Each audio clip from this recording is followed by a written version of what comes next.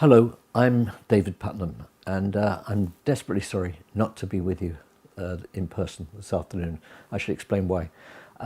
We have a piece of legislation going through Parliament at the moment, which comes to a vote on today, Wednesday afternoon, and there's no way in the world, much as I could try, I could get back in time for that vote. It is a very, very significant piece of legislation because if it goes against us, my own Labour Party, it could effectively begin the destruction of the trade union movement in the UK. I won't go into the details, but it's, as I said, it's extremely significant.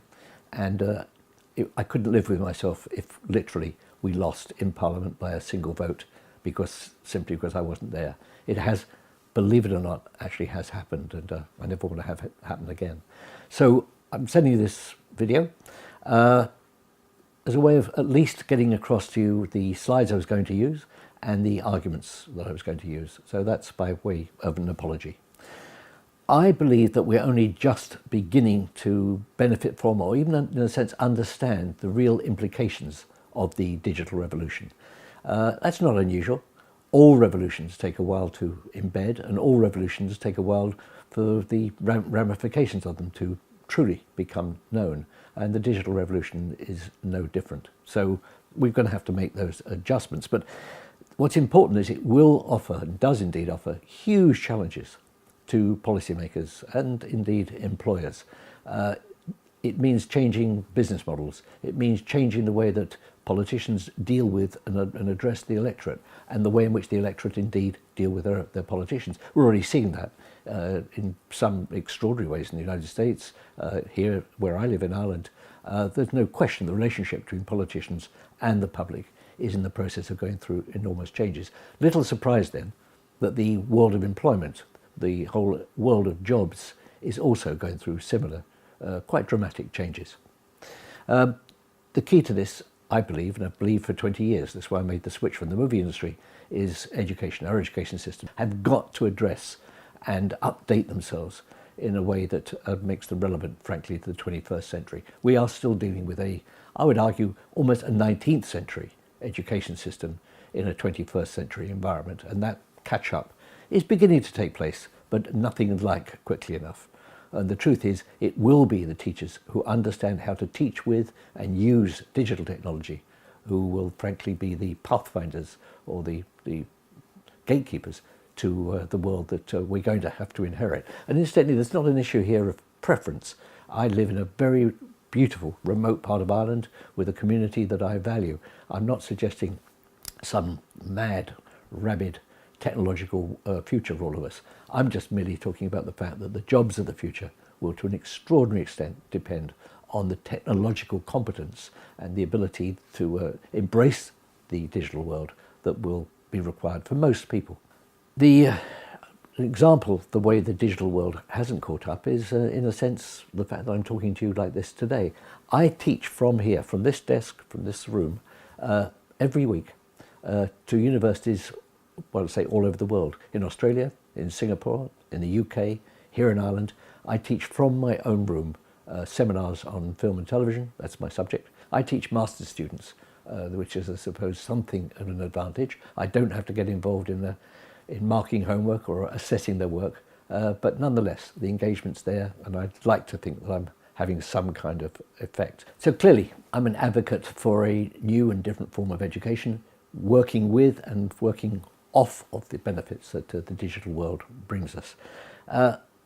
Why am I so passionate about it? Because I'm very, very conscious of what could happen to an entire generation that gets left behind, most particularly a generation of Europeans. It's obviously very, very much in my interest to ensure that Europe doesn't get left behind, that doesn't get kind of befuddled and bemused by what's going on in the rest of the world. I've just came back 2 days ago from Hanoi, from Vietnam.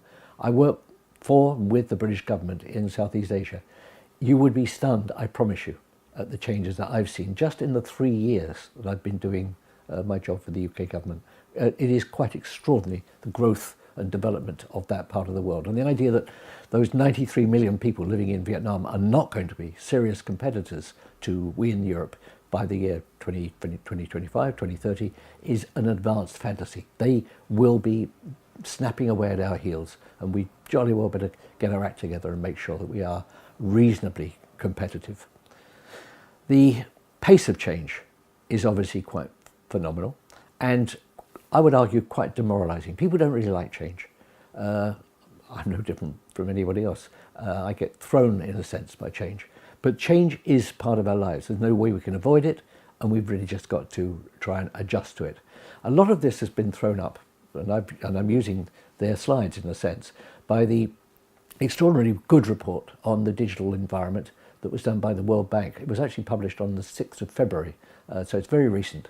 And I think they've got a real grip of the nature of the challenge and the way in which we, certainly in Europe, are going to have to address it, although certainly the report itself is aimed at all the countries of the world.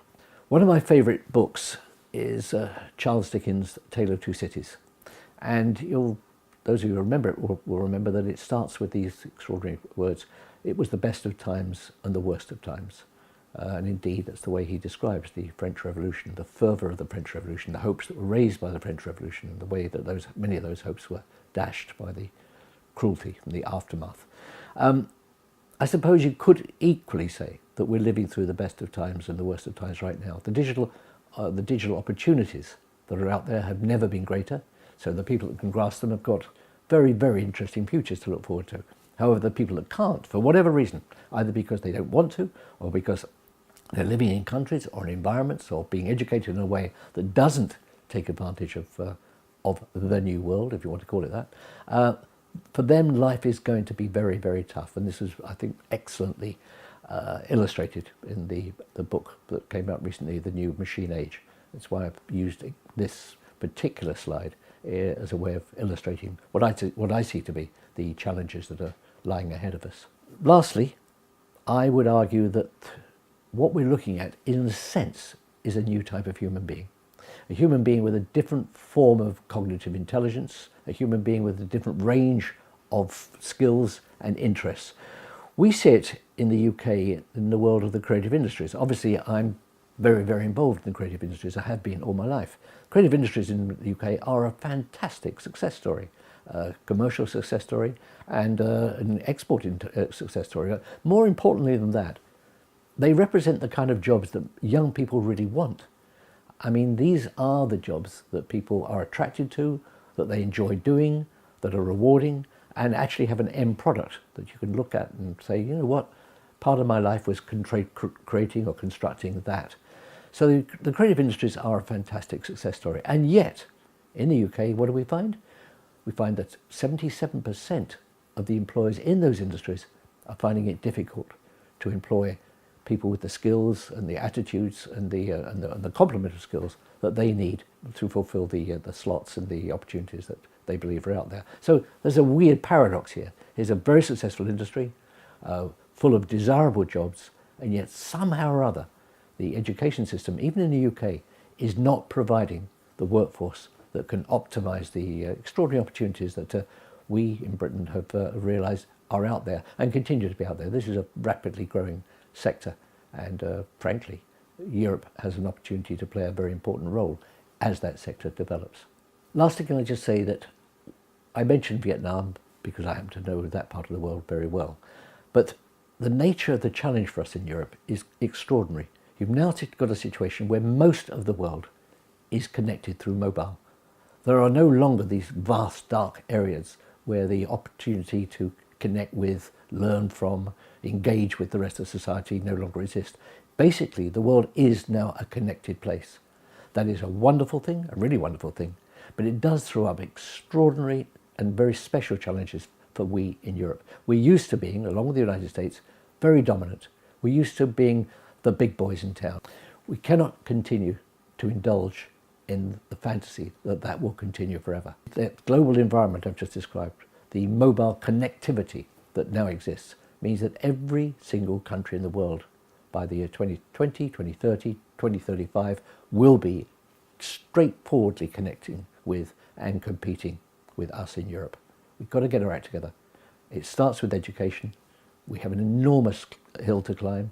Our education in Europe is nothing like good enough and certainly not equipped to deal with the challenge of the 21st century. That's my message. I'm sorry I've taken rather a long time to get it across.